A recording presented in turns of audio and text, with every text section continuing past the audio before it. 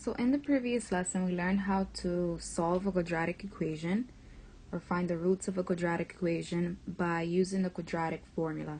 And we're going to continue doing the same thing today, but you're going to see that a lot of the answers today are not going to be whole numbers, or they're going to be multiple choice that look a little different. So I'm going to show you in the minute lesson how you can handle some of those problems. So in the example, it says, if the quadratic formula is used to find the roots of the equation x squared minus 6x minus 19 equal to 0, the correct roots are blank. So first things first, I have the equation x squared minus 6x minus 19 is equal to 0. So again, I'm looking for what x values can I plug into this equation so that when I do that, it gives me a total of 0. And it's asking us to use the quadratic formula, which we have over here on the side. Okay, so if I'm using the quadratic formula, then I need to figure out first what are all my letters. I need to know what's my A, what's my B, and what's my C. In this case, again, my A is the number next to the x squared, so my A is 1. My B is the number next to the x without the square, so my B here is a negative 6. And my C is the constant without any variable, which in this case is negative 19. Okay, something that I forgot to mention, we always want to make sure that our equation is equal to 0, which means everything's on one side, which is good here because we already have that to start with. So now that I know what my A, my B, and my C are, then all I have to do now is just input that into the quadratic formula. So I have x equals negative b, so I have this negative that's always there no matter what. Whether your b is positive or negative, that negative never disappears. That negative that's outside of this parentheses is always there no matter what your b is.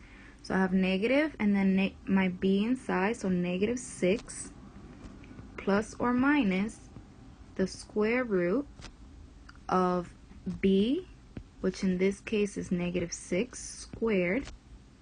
The square is always outside of the parentheses, minus 4.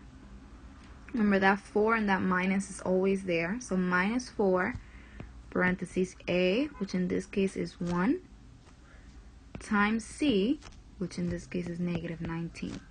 And that's all over 2, which is always there as well, parentheses 1, which is my A.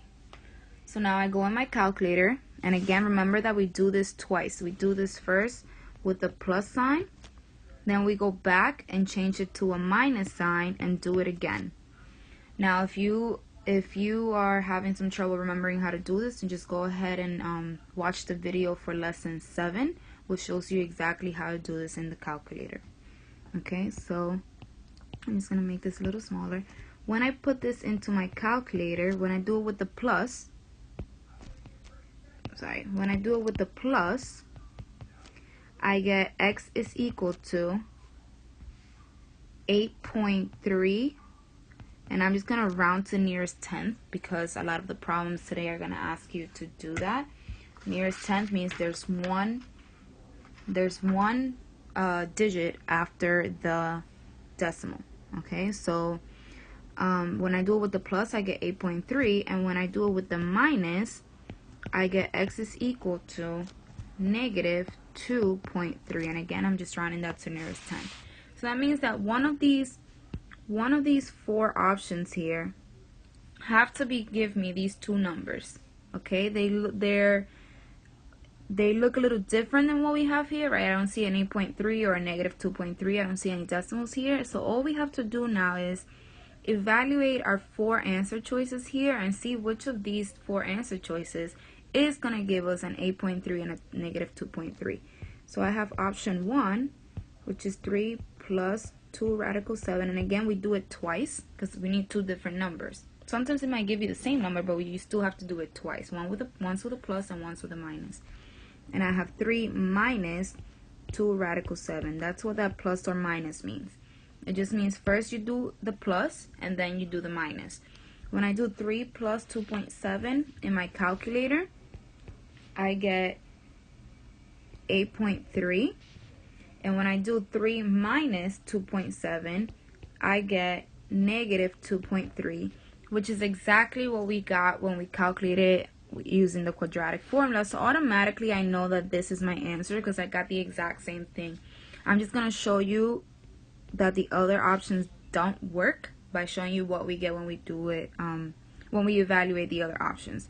So for option 2, for example, when you do negative 3 plus 2 radical 7, you get positive 2.3, and they love to trick you this way. So make sure that you're choosing the answers that correspond to exactly what you got. So if your 2.3 here was negative, it has to be negative as well when you evaluate your options.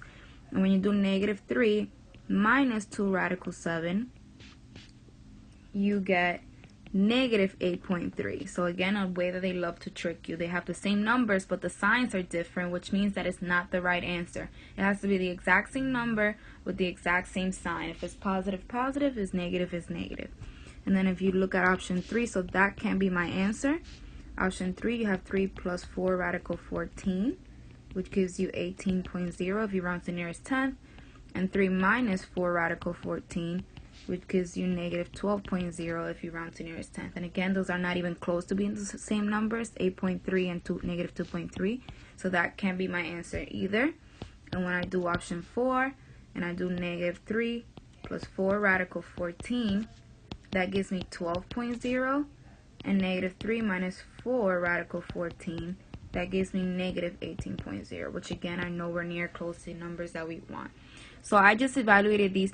Once you get what the two numbers that are exactly what you needed, then you don't have to keep going. I'm just showing you why these other answers do not work. I'm proving to you that these 3 other options cannot be my answer.